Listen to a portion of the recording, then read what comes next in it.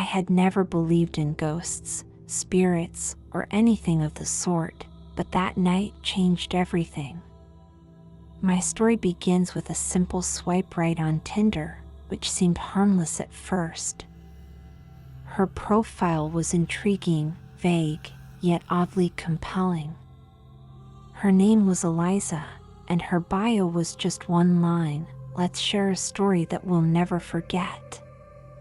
We matched, and soon we were texting back and forth. Her messages were cryptic, often leaving more questions than answers. "Do you believe in the afterlife?" she once asked. I laughed it off, replying with a casual, "Haven't really thought about it, to be honest." She didn't respond that night, and I shrugged it off, falling into a restless sleep. The next day, she suggested we meet at an old, decrepit coffee shop at the edge of town. It was an odd choice, but curiosity got the better of me. The shop was nearly empty, with dim lights and a strange, musty smell that seemed to cling to the back of my throat. Eliza was already there, sitting in the darkest corner of the room. Her eyes seemed to flicker with a mischievous light as I approached. "Nice to finally meet you," I said, trying to sound more confident than I felt.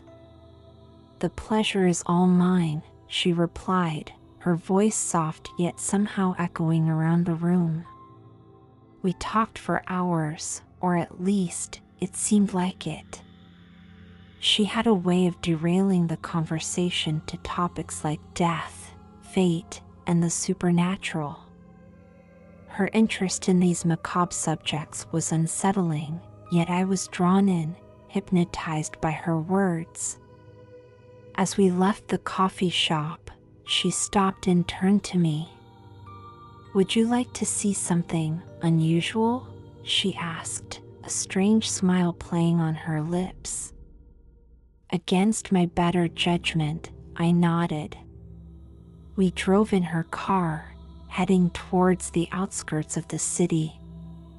The buildings grew fewer and farther between, and soon we were on a dirt road, surrounded by thick, oppressive woods. She parked near an old, wrought iron gate that seemed to lead nowhere.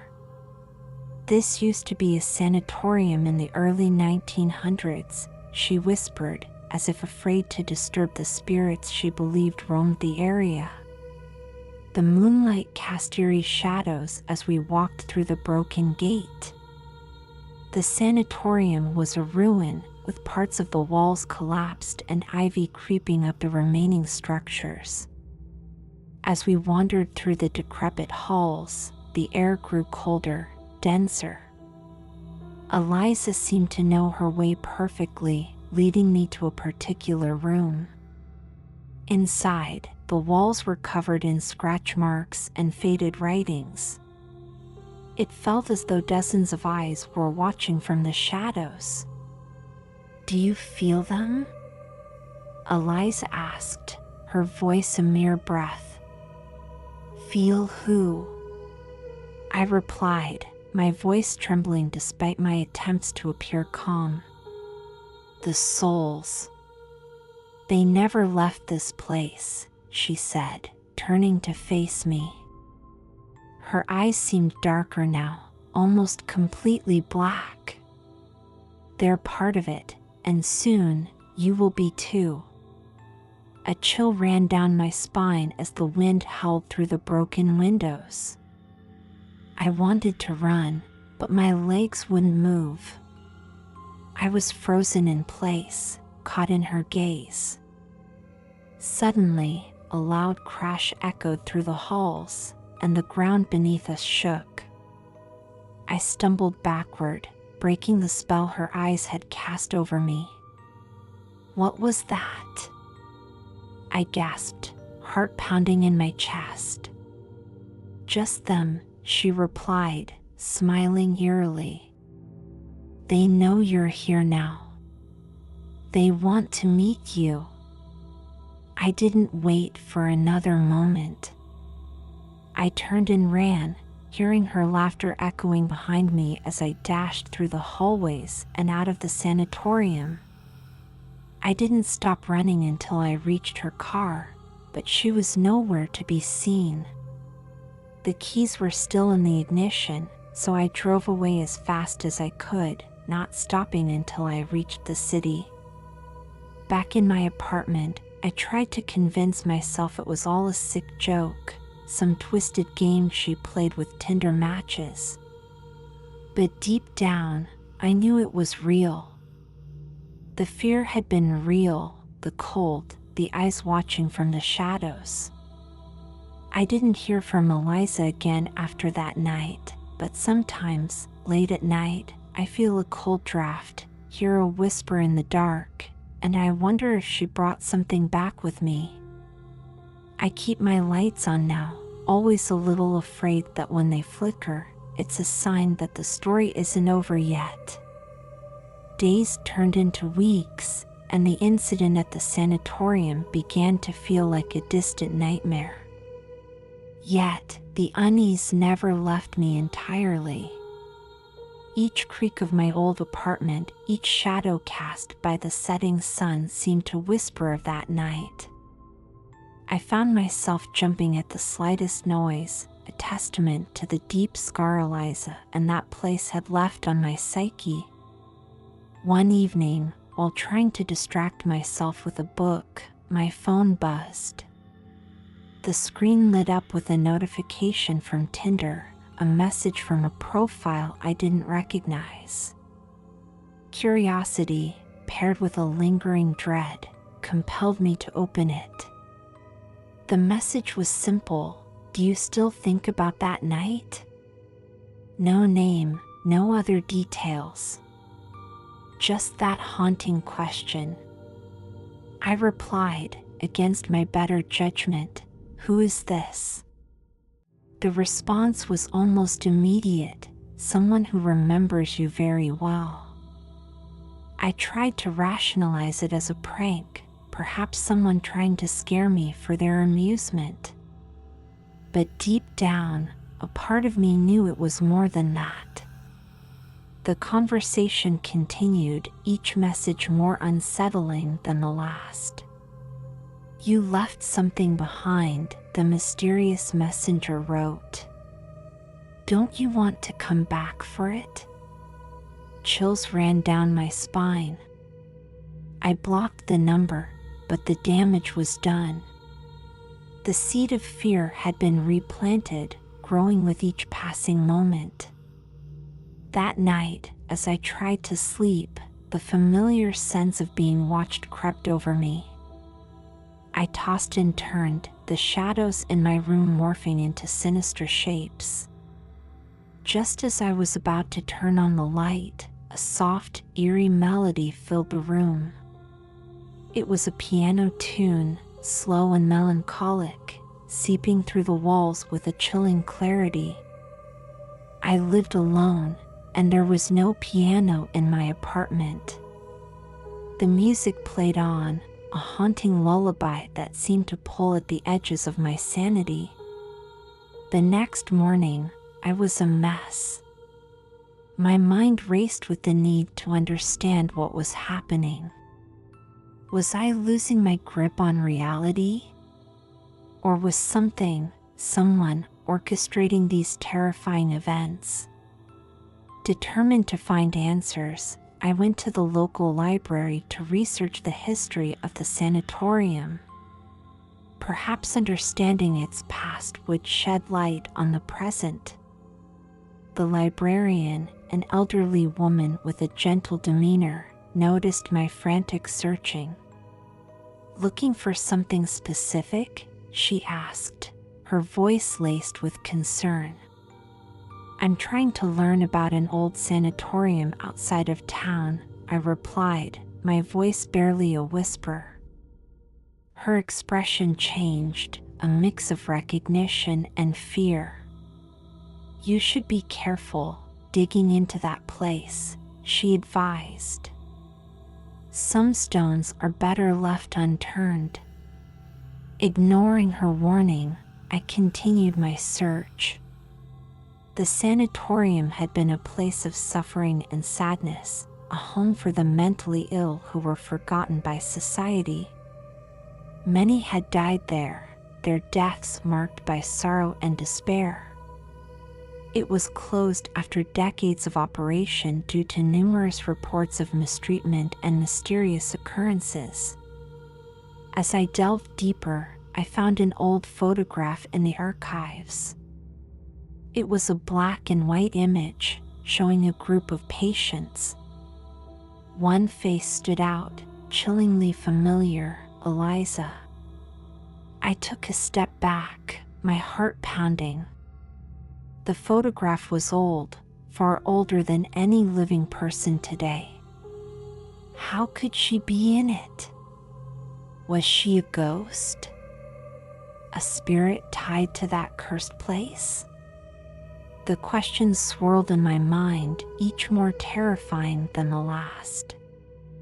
Determined to find closure, I decided to visit the sanatorium once more. As I approached the gates, the sky turned dark, clouds rolling in as if to warn me away. The air was heavy, thick with the scent of rain and decay. I pushed forward, my feet moving almost against my will. Inside, the building was just as I remembered, broken, haunting, alive with the echoes of its dark past. I walked through the halls, the sound of my footsteps bouncing off the walls, a stark reminder of my solitude. As I reached the room where I had last seen Eliza, a cold breeze swept through, sending papers flying like lost souls. I stopped, breath caught in my throat, as I saw her again.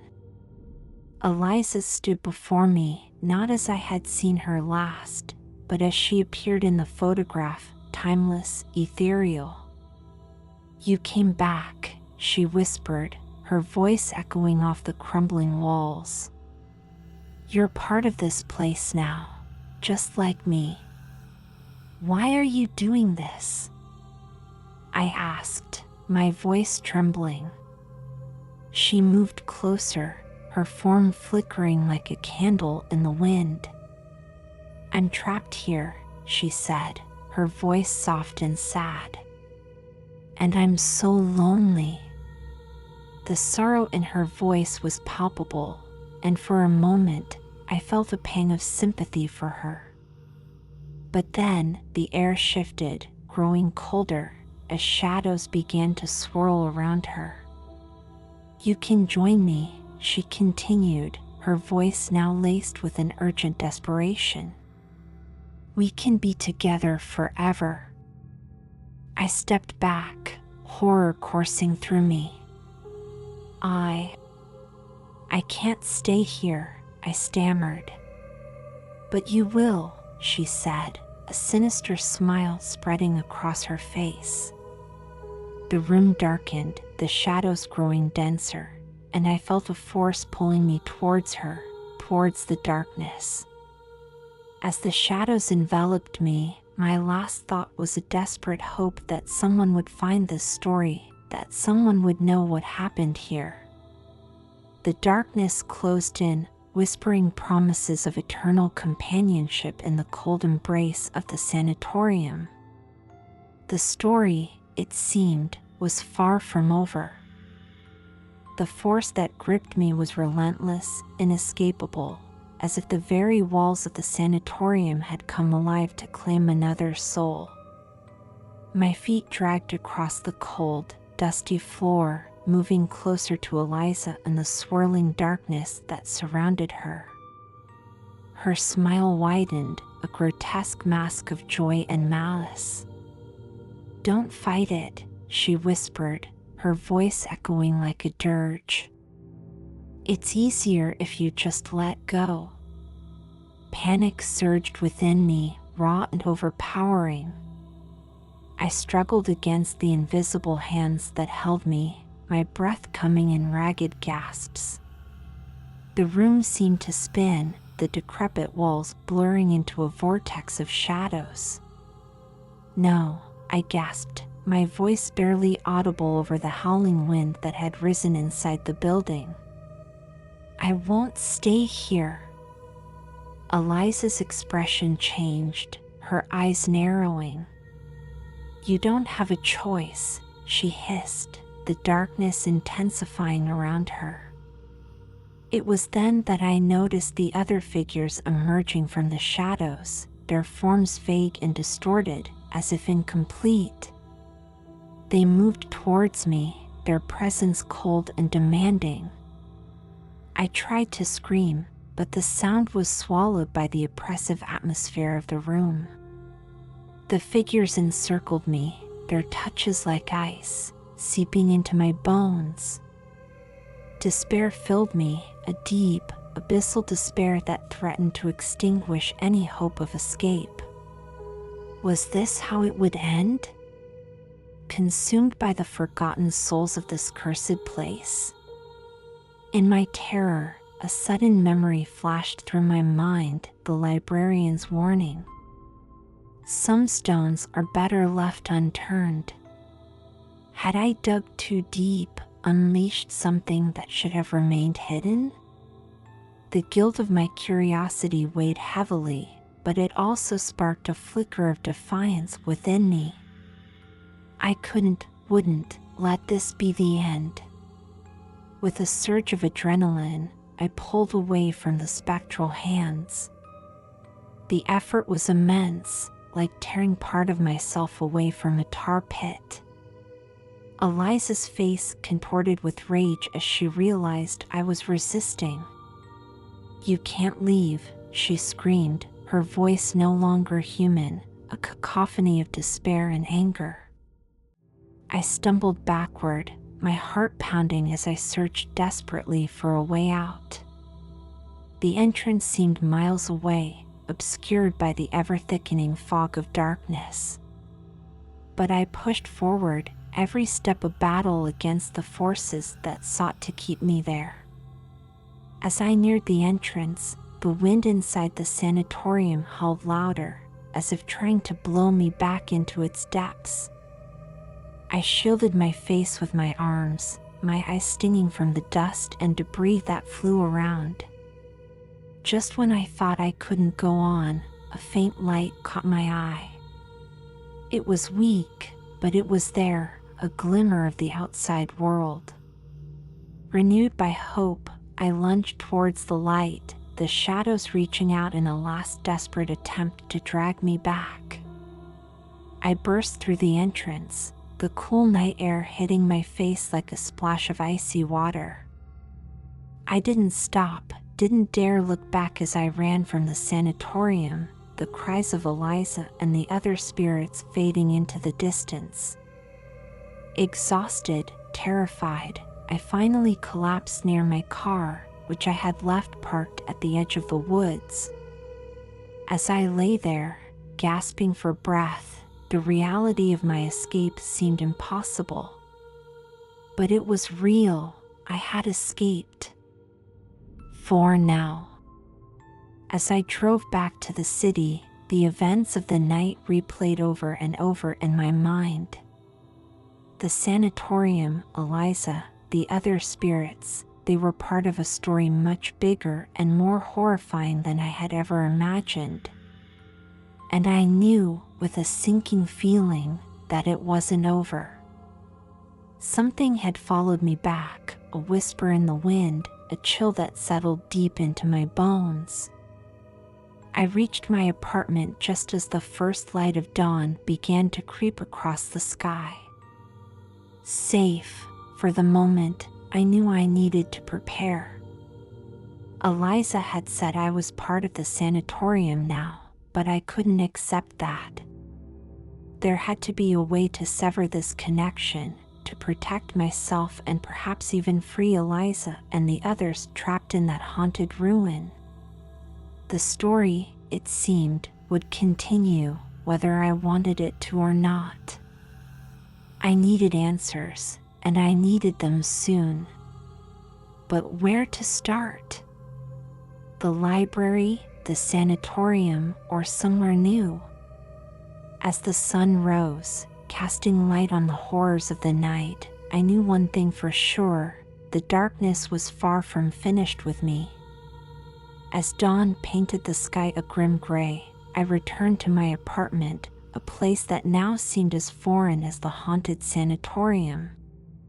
The chill that had clung to my bones on the drive back hadn't dissipated. It felt almost as if the cold had settled into my very soul. I locked the door behind me and leaned against it, the weight of what I had experienced pressing down like a physical force. I spent the day pacing the length of my living room, the events of the previous night replaying in a continuous loop in my mind. The echo of Eliza's voice, the touch of the ghostly apparitions, the oppressive darkness, it all swirled around me, a storm of fear and uncertainty. I knew I couldn't ignore what had happened. It was only a matter of time before the shadows reached out again.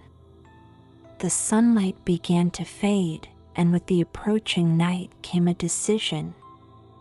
I could either try to forget, to move on and hope that the spirits would not follow, or I could face the darkness head-on. The latter choice terrified me, yet I knew it was the only way to end this nightmare once and for all.